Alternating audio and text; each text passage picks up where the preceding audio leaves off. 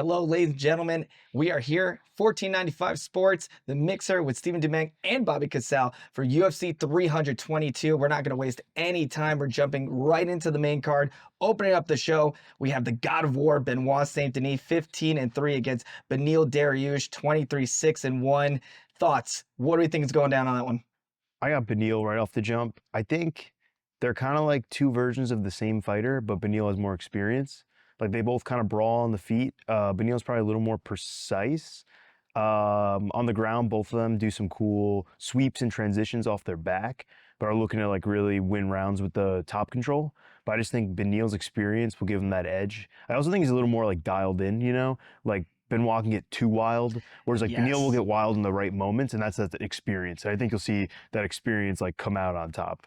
All right. I mean, I don't know if I fully agree. I mean, he stopped the hype train of Mauricio Ruffi the last time we saw Saint Denis in action. He's currently on a 2-fight win streak against an older fighter, I might add. And with the lighter weight classes, age is certainly not as kind of a factor when it comes to it. And heavyweight and the higher weight classes, I feel like age isn't as much of an issue. It certainly can be an issue, of course, but you know, the legendary GSP said this MMA game is the young man's game. But I think at the lighter weight classes, that's much more of an X factor. Dariush, potentially towards the end of his career That's the only asterisk there. Yeah. But the fact that Poirier kind of like outskilled him so much is worrying to me, because for me it's like, okay, so you get a guy that's a little calmer under pressure in there that can handle these wild situations better. Like, does he fold? Because like a guy like Ruffi that he beat isn't as experienced as those guys. True, but we've seen, unfortunately for Dariush, on the wrong side of a lot of highlight reel knockouts, and sustaining his last two losses were both for first round losses in the UFC, and I mean he bounced back with that decision win over Renato Carneiro, but also a fighter that's up there in age. My heart would love to see Dariush get the win, but I do feel that we're going to have to disagree here. I think Saint Denis, man, it's tough though. I mean, there are fights I've seen Saint Denis where I'm like, yo, he totally got it. He's going to win. There's no issue. And he lost. But I think we'll end up with Beneil just like holding him down. Yeah, I mean, he's certainly, that's capable. I think that is possible, rather. He is capable, is what I'm trying to say. His jiu-jitsu is so good. But I don't think Denis is going to give him a chance, man. I think he's going to bum rush him. He's going to, literally exert all that energy in the first round. I do think I'm going to see, or we will see, a Benoit Saint Denis first round stoppage. I'm going to go with a TKO in the very first round for Benoit Saint Denis. Your official prediction? Probably a decision. All right. I don't know. I mean, I don't know. I definitely got Beneil in some fashion. All right. Well, you're thinking, you got to call it down the middle, brother. I'll call it a decision. Okay, we got Bobby with the unanimous decision. Unanimous? Here we go, unanimous here? I'll probably just hold him down a bunch. I mean, I will say, considering the strategy, I think Denis, again, not going to waste any time trying to throw hands. Like I mentioned before, the chin of Dariush has certainly been tested a number of times. I think that's the best key to victory for sure. If he's going to win, it'd probably like Saint Denis. Moving on, we have welterweights in action. Carlos Praetis against Leon Edwards. Praetis coming off that insane spinning back elbow that we saw over Jeff Neal in a hell of a fight. Leon Edwards looking to get back into contention. Rocky, I mean, is looking rocky. Sorry, y'all, I had to. But on a 2-fight losing streak, something that he's certainly not familiar with. 22-5, the former champion looking to get back on track against a killer. I think with this, it just comes down to Leon Edwards' like mentality. You know, because like his 2 losses, it just looks like he's like doesn't care. Like he's like not trying, not doing anything. It's not that he doesn't have the skill. I don't think anyone thinks he doesn't have the skill. Yeah. Unbelievably talented. When he turns it on, it's like, oh my gosh, he's amazing. Yeah. But it's just like pulling that out of him. And then you know that Praetis is going to go in there and like right away put it on him and go. So I think I picked Praetis just for the fact of like the volume and his willingness to like go and exchange. I don't know if he'll finish him. It's hard to see him finishing Leon. He definitely could, because Leon's like kind of later in his career. That's usually when those things happen, where you get like knocked out like that. Unfortunately. So I mean, it might not be a bad bet. Praetis by finish. I'd probably still say decision, but I'd probably say Praetis Pratis just based on willingness to engage, like in Yeah, output and things like that. He probably might be a little held back than he normally is just because Leon is deadly in those little bursts. But no, if you're not going to put the effort forth, it's hard to pick you, man. You know? absolutely. I mean, it's wild to think that, just 3 fights ago, I mean, Leon was Yeah. on top of the world. And Yeah. it's just the craziness of MMA and how unpredictable it is. He goes from that to where he is right now. And this is, again, much like Dariush, I feel like this is do or die, man. Yeah. Coming back from 2 fights, losing 2 fights in a row is certainly a struggle. It's not impossible, but 3 fights makes it that much more difficult. And he's right. What Leon Edwards are we going to see? Are we going to see the champion, or are we going to see the guy who's kind of hasn't really, in my opinion, maybe Bobby's opinion, maybe fully with them, with us in regards to fighting in the cage. Yeah. You know what I mean? That the mental aspect is what I'm trying to say. And I mean, Pratis is an animal, man. I Yeah. mean, prior to the Gary loss, unbelievable win streak. I mean, this guy's always going for the Yeah. finish. Edwards, to his defense, has never been knocked out, so Yeah. he does have that going for him. I think this comes down to, it is a very tough fight to call, man. It's hard, I but think it's just output, effort. You know what I mean? That's what it comes down to. Edwards I think, has the more technical striking. Yes, He yeah. could cruise to a unanimous decision. Maybe. That's what I think could happen. I think if he keeps the distance and Yeah. he fights like he would normally as a counter striker, kind of trying to get Pratis to Yeah. come to him and keeping Pratis at a distance, I think he has the tools to keep For sure. Pratis locked for Yeah. 15 minutes. But I mean, that's the thing though. If Pratis connects, man, that guy's Yeah. got crazy power, bro. Yeah, The Leon, power is scary. it's a close fight. He could like fight on the outside his way to victory and like keep him at bay and almost make him look stupid coming in. But I don't know, man. He hasn't looked good recently. Also, I feel like Pratis is more hungry for it. You know what I mean? I think definitely those are think two that's a different- factor too. I think, man, this is a tough one, ladies and gentlemen. Anything can happen. I think we will see Pratis kind of squeeze out a close decision. Yeah, I can see that. I think this is going to be one of those fights where he's going to be looking to get the finish. I don't think he does get the Yeah. finish. His best case for a finish, I think, for Pratis is by using his strikes. Yeah. I just don't think, Leon's very durable. I just Yeah. don't see him getting stopped. So I think we're going to go with Pratis by unanimous decision. Bobby, what do you Yeah, got? I'll agree. All right, I'll okay. go All the right, same. all right. For the Yeah. record, ladies and gentlemen, 3-1. I might Yeah. add, on our respective picks last Sure. show. So we kind of know a thing Yeah. or two. I felt good about Well, that. the main event is also. Well, that's like, why it's 3-1, ladies. Yeah, I mean, It's that just was like what that happened was- there. Yeah. Oh my goodness. Yeah. 3-1. Yes, the no contest was obviously thrown out the window. Yeah. They need to revisit that one ASAP. But in any case, for the rest of the card, 3-1, very good Yeah. for us. So we have, like you said, we're going to see Pratis by unanimous decision. Also in welterweight action, we have Sean Brady against 18-1 against Michael Morales, 18-0. I mean, this is another fight where it's like people talk about the welterweight division. They joke Yeah. about like welterweight, like it's like the weight division. Yeah. But it's so nice to finally see the division moving forward. Yeah. I mean, there was a large part of time where it was just the same three guys fighting for Yeah. years. It was rough. But that said, we get some movement. We have Sean Brady, 18-1. I mean, he's been on fire. His last 3 fights have been insane. I mean, most recently submitting Leon Edwards, no Yeah. less.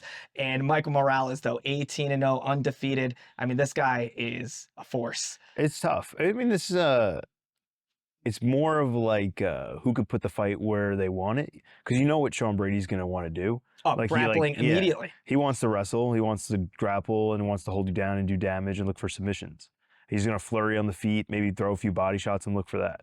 And Morales, he just wants to throw power. Yeah, stand and But- bang, man. Yeah, you know what I mean? But it's also, you don't really know what Morales wrestling looks like, right? You've seen it in little Yes. spurts. You also never seen him on his back for like Yep. extended periods of time. So you don't know how he's going to react. A lot of times if guys don't get like that first round finish when they're used to it, and then they're spending 4 minutes on their back, then they're exhausted and they get up and they just look kind of lost. Like, is he one of those guys? Yeah. Or is he one of those guys, like maybe he's really good at defending takedowns and getting up? I mean, You don't know. It's kind of like, that's why it's hard to pick, it's a huge factor. And I definitely think when it comes to the kind of like on paper, I think it's pretty obvious the striking advantage goes Yeah. to Carlos. The grappling wrestling goes to Sean. Yeah. And with that in mind, we've seen Brady in there with the who's who, and he's just a dog, man. Yeah, he's definitely more proven. Yeah, and he's going to be able to go to 25 minutes, man. Yes. There's, it's a 15-minute fight, but in general, he can absolutely go to 25. Yeah, His gas tank is insane.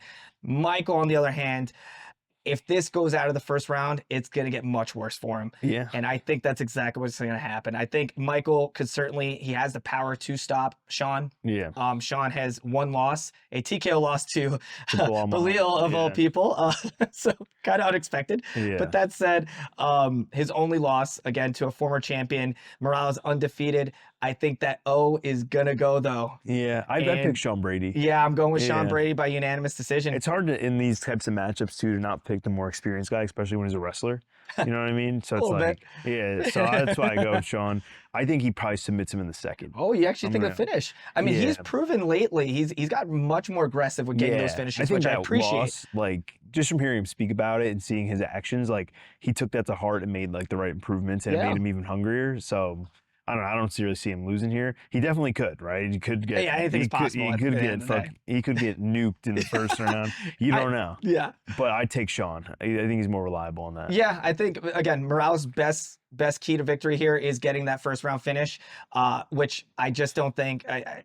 Based on what I've seen with Sean's grappling and his wrestling and his durability and his defense, we don't really ever see him get tagged like that. He's a pretty durable guy outside of the one fight to Belil where he was stopped. 19 fights in, he hasn't been knocked out unconscious, which I think is going to be Michael's best case. I just don't see it happening. I am going to go with Sean Brady by unanimous decision. And I go second round submission. Yeah, we got it. All right, we got him in the middle there, but Sean Brady nonetheless. Moving on to WMMA action, we have the women fighting some of the best women's fighters, like, period. We have Bullet Valentina. We have Valentina Shevchenko in action against Weili Zhang, the Magnum. Zhang. Yeah. I apologize. Zhang Weili. 26-3 against 25-4-1 Valentina Shevchenko. I apologize with some of these pronunciations. It's helping me. Schooling me here. Thanks, Bobby. Making me look good on my own show. Anyways, no, I think I tease. I got to throw in the humor here and there. With this fight, though, oh man, it's tough. Because I could see Weili having a hard time, like, getting to Valentina, because Valentina's so good at, like, managing the distance, and she's bigger. Yes. With Weili coming up. Right. That's definitely a factor. But I don't know. It's hard because I could definitely see also Valentina catching Weili Zhang while she's trying to come in. Yeah. You know what I mean? But she has the striking to back it up. Yeah, but I can also see Weili Zhang coming at her and putting a pace on her for, like, a lot of the fight too. So it's like, it's really hard to pick. I agree. I think I'm gonna. This is a tough one, man. I'm still like, I don't even know. I mean, I have to make a pick, obviously, but I'm struggling, man, because this is a very, in my opinion, very evenly matched fight. This is good matchmaking. Just the size difference might make a big difference, here. You've seen Valentina a lot recently relying on her grappling, like keeping people down. I don't know if she can do that here. She might be able to. Maybe Weili Zhang comes in too hot and then she gets taken down, held down for, even if it's a minute or two of the round. You won that minute or two of that round. So you took that one round of 5? Yeah, so I think it's going to be really closely contested. Honestly, whatever I pick now, between now and Saturday, I'll probably flip-flop every day, just thinking about the fight. I respect that because it's hard. This is a close fight. It's this very is tough definitely like the odds should be like pick 'em. Yeah. I mean, Valentina probably just has the size advantage. You've seen, the only thing though that makes me lean Valentina is that you've seen Weili get knocked out. Right. And that, I think, is certainly going to be a factor there, is the striking. Yeah. Obviously, every fight starts on the feet. So, that off the bat, I think with the size advantage and also the striking background of Valentina, I don't think she's going to get a stoppage, but I think it'll be enough to keep her back. Correct. Like, oh, that hit me really hard. She's bigger than me. Or even like that combined with like the takedown threat. I think I go Valentina. Yeah. I mean, both women on win streaks. Yeah. So one of those win streaks will end. I am going to go with Valentina by unanimous decision. I'll say decision, yeah. Yeah. I mean, again, very, very tough fight to call. But we'll see what happens as we move on to our main event. The 170-pound welterweight title will be defended by new champ Jack Della Maddalena, 18-2, coming off a I mean, he's on a crazy streak right now. Holy moly. He's very good. 18-2 against Islam Makhachev, who's moving up in weight from 155 to 170. We have Islam 27-1, also on a very, very GOAT level, greatest of all time, win streak himself. And I mean, this is going to be fun. Yeah, I mean, this is a hard fight to pick too. Yeah. I think I saw someone say, I don't know if it's 100% true, that no one's ever moved up from 155 to 170 and won the belt. That was the champ. I don't know if that's true, but I want to say it is, because it was just like really BJ Penn, and I don't really. Yeah, it's BJ. Yeah. Well, it's hard though, right? I know with Islam, a big thing with a lot of the Dagestani guys is they don't like fighting bigger guys. So I don't know how much bigger Jack is than Islam. I mean, it's going to be a considerable difference. But I don't think Jack's going to make 155, where Islam has. Well, yeah. So that's definitely a Jack part would have of to it. cut off one of his limbs to make 155. That's definitely a part of it. I think something I really like about Jack is that every time he fights, he looks better. Yes. So he's not really like, you can't really like Leon Edwards, you can be like, all right, I know what he's going to look like. Like with him, he always looks better and he always kind of surprises people. I agree. He's certainly kept me surprised. I wasn't expecting the performances he's been registering lately. Yeah. And with Islam, on the other hand, I kind of know what to expect. I'm sure everyone knows what to expect with Islam in that regard. Yeah. And there's a number of factors that play into this fight. Definitely the bigger fighter. I mean, this can swing both ways. We were talking about this before, the pendulum, that is, where the lighter weight fighter can use their speed to kind of close the gap and take advantage of the situation. Or the bigger fighter, much like a Zhang versus Izzy Adesanya, where the bigger fighter could just literally hold down the smaller fighter. Yeah. However, the X factor being that Islam has the wrestling pedigree that he has. Yeah. So I don't think Jack is going to even be able Jack to. doesn't want to grapple. Yeah, I don't think that's. Yeah, exactly. His striking also is so amazing. It's so good. Islam's striking has stepped up as well. Islam's striking is also very good. So yes. That's what's tough. I guess you can say that Jack might have more power, right? I mean, he doesn't really look like he throws hard. He throws more in like combination. Yes, I would say more in those. But I'm sure punches and bunches. I'm sure like the thud is harder. You know what I mean? I'm sure the impact is more. It really, I guess, comes down to, can Islam take him down and hold him down? Right? Like Jack does a lot of interesting things to like get up, like what he did to like Gilbert, doing like a Grammy rollout for wrist ride. Wow. And he also like, he's always using like interesting sweeps and off balances. I know he's working with Craig Jones, who helped Volkanovski put on that great performance. And Volkanovski's there in his camp helping him out. With that being said, though, I think I still pick Islam. Really? I think it will be a very good fight, because you never really see guys out of Islam's camp, like him or Habib, fight at like a disadvantage. Right, and this is considerable. Yeah, this is probably the biggest disadvantage they ever fought at, being up in weight. With that being said, though, I think they're so smart and they would not take the fight if they weren't really sure that they'd win. And it's not like Jack's never been taken down. Right. And anyone you see these guys take down, they basically dismantle. Which is also very valid. That's very true. Jack has been stopped twice in his career. He had a stoppage loss by submission. His first two fights, though, so you can't really count it. I mean, to be fair, he hasn't lost since his first two fights. You're absolutely, wow. And as I gravitate here towards Sherdog, you already did that. Yeah. You're absolutely right. Yeah, wow. Which is insane. Kudos. Yeah, which is actually insane. He's been undefeated for like 10 years. His timing and his setup with his striking is crazy. If he can pull Islam into something great, then it's definitely possible. He can rock Islam. You've seen Islam get knocked out. Yeah. You've seen Islam get hit a whole bunch too in fights. And even at the end of the Volkanovski fight, the first one, the second one, whatever, the first Volkanovski fight, Volkanovski's ended on top and out cardioing Islam. I could definitely see Jack doing that. He seems like a guy that can just go and keep scrambling. I mean, we've seen him go the full 25. I mean, that fight with Belal Muhammad had a lot of people like shocked. Exactly. I mean, to be fair, I do want to say Belal, in my opinion, entered that fight with one of the strangest game plans I think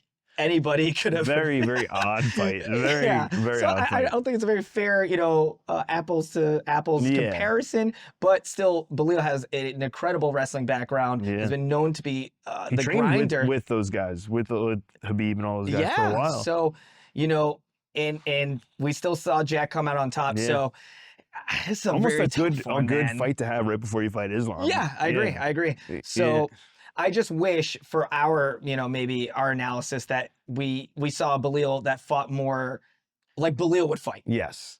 Which I think would be Yeah. more comparable to what at least Islam fights Yeah. as normally. And that said, man, this is a toss-up. It's This is hard. a It's hard. very tough fight to call. I could definitely see it being like the later rounds that Jack's losing and then he starts coming on late. That would be Yes. cool. But I think my overall pick would be Islam by decision. Every time I see him fight, I just honestly always think, I'm like, Islam's just inevitable.